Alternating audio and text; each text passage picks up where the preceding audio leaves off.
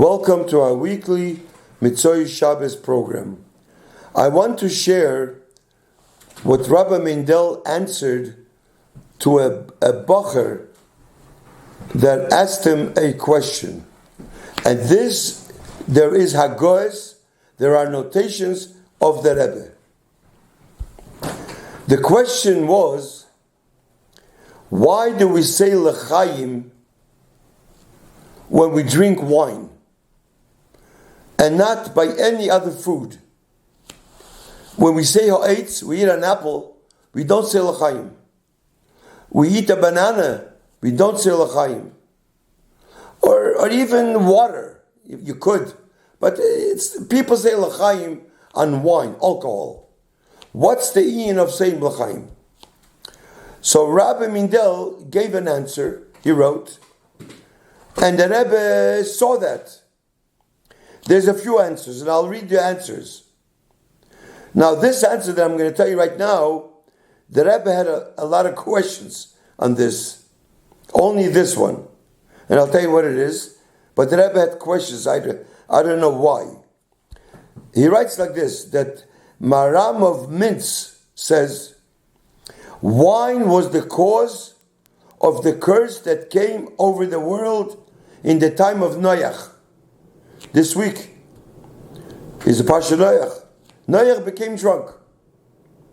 So when we have wine, we pronounce that the people present, addressing them, Savri Moronon, that we drink wine moderately. We are awareness, stressing that we only want its strength and not its damage power. So over here, this answer, it seems over here, certain things that the Rebbe was Magiya, he had questions on something, but this is what I have to tell you this. Another reason why we say l'chaim on wine. The Zohar says that Adam HaRishon, who sinned by the drinking wine from the tree of death, while we stress, we drink wine of the tree of life.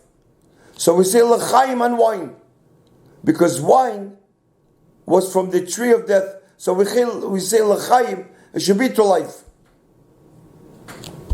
Another answer, he writes, wine is part of the first meal we give to a person mourning over a loss of a relative. This they have years ago. In order to make a difference between the sad occasion and the happy moment. So when we drink wine, we say l'chaim.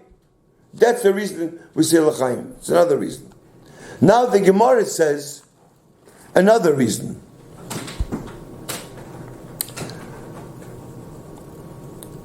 The Gemara describes the procedure of an execution of someone who was condemned to death.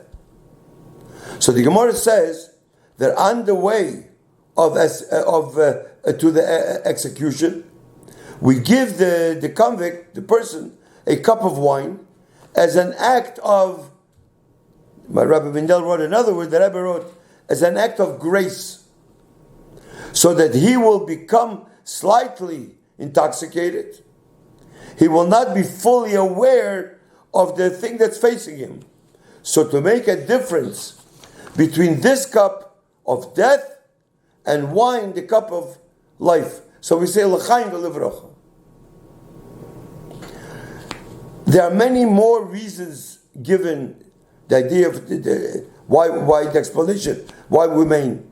But the ikir is that they both have the power of good and they both have the power of bad. Life and death. So when we say l'chaim, we tell each other that we only wish to consume the good, not the harmful of wine. Now, speaking about l'chaim, years ago, by the Rebbe's table by Farbrengen, and I remember the Rebbe had a bottle of Benedictine on the table. Later on, he didn't have any more. So I once heard from Rabbi Groner, Olav Hasholem.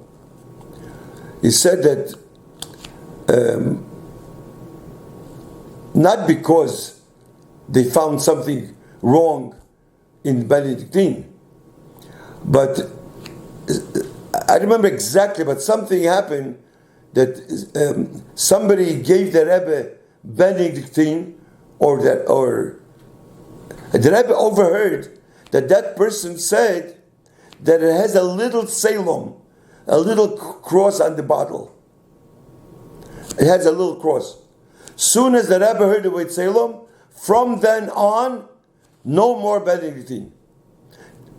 There's nothing. We still drink Benedictine as kosher, but because the Rebbe heard, everything is important. If this is what happened, the Rebbe doesn't use it anymore. Now this reminds me, the same thing also once, Pesach. You know, the Rebbe ate upstairs of 770 all the time until the Alter Rebbetzin, the Cham Medina, Allah Hasholim, passed away. So they ate upstairs, Yontif, every Yontif, I think. So Pesach, they also ate there. So they served potato soup. The soup had potato starch.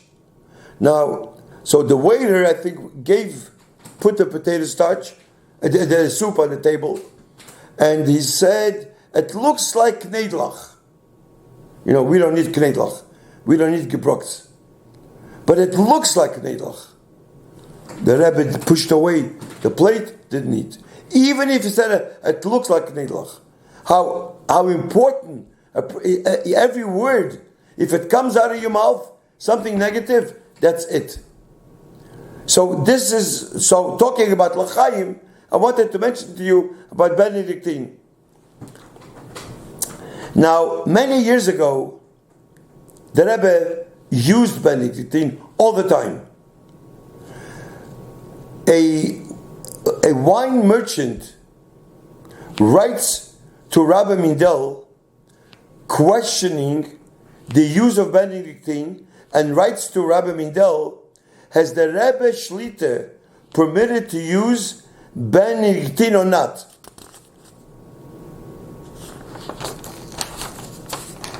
That's what he writes. So he asked the Rebbe circled around the word permitted, and the Rebbe wrote, Yodua she'eni poisik dinim v'kayotze bazeh. It's known that I don't paskin dinim. Now I'll tell you the background before this, what happened about Benedictine. There was a person by the name of Zalman Shazar. He was the president of Israel. Zalman Shazar every year would go to Kfar Chabad to join the Yutas Kislev Farbrengen. In the year 5723, he was elected president of Israel. And there was a whole debate in Israel whether he would go to Kfar Chabad, Yutas Kislev, because before he was a private person. Now he's a president. So there was a whole debate. So that year, not only Zalman Shazar joined the Farbrengen Yutas Kislev with people, but he also brought special regards from the Rebbe, a bottle of Mashke Benedictine. That caused a big tumult, a big noise in Eretz Yisrael. Many people wanted to know why the president participated in that Farbrengen. So a journalist of a newspaper was by Yechidus by the Rebbe then, and he asked why, right after, why the Rebbe sent Benedictine with Shazar, because there is a question: is this liqueur? It's produced by the it's known by the monks. So it's a no. It's a but it's the ingredients is a secret. So how are we sure that this Bechal Benedictine is kosher? So this got to Rabbi Mindel, and the Rebbe wrote down what he answered to this person. I don't know, before and after, I'm not sure, but I have the piece of paper. So I'll tell you what the Rebbe answered about Benedictine. The Rebbe said like this: it's already a custom of many years by my father-in-law, the Rebbe, and also by his father, the Rebbe Rashab, to use Benedictine. They were in the country where this liqueur is produced a number of times. They were there, and they did not have any suspicion that it was a problem with that wine was mixed in that. And it's also clear that the method of production has never been changed. Moreover, the Rebbe writes, there was an investigation in the matter again a few years ago, and this was again confirmed to be so. However, if not for the fact that this was the custom in the previous generation, and my father, that means the Rebbe's father Leblevik, also used that, for which there is a reason that I will not go into now, I would not have renewed this custom. That's what he writes. Then he writes, I'm happy that there are those who are careful in the performance of mitzvahs, like the ones who are questioning this. If only they would be as careful in all positive and negative mitzvahs like this, that would be good. Now, talking about drinking l'chaim, alcohol, anybody, especially Bachrim. Now, I'm not going to speak about it today. Maybe next week. I have a lot of letters from the Rebbe, from people, from mothers,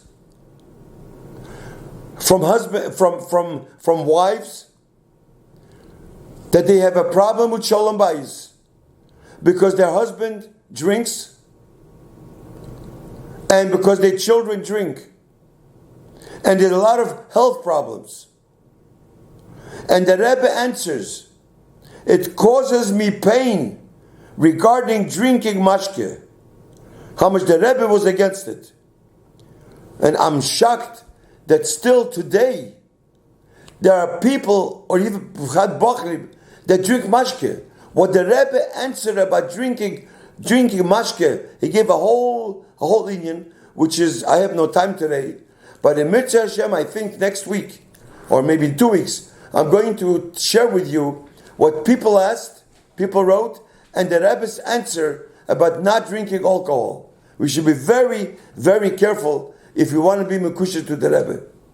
So in Mitzvah Hashem, maybe next week I'll share with you. Next week, we'll continue our weekly program. Thank you.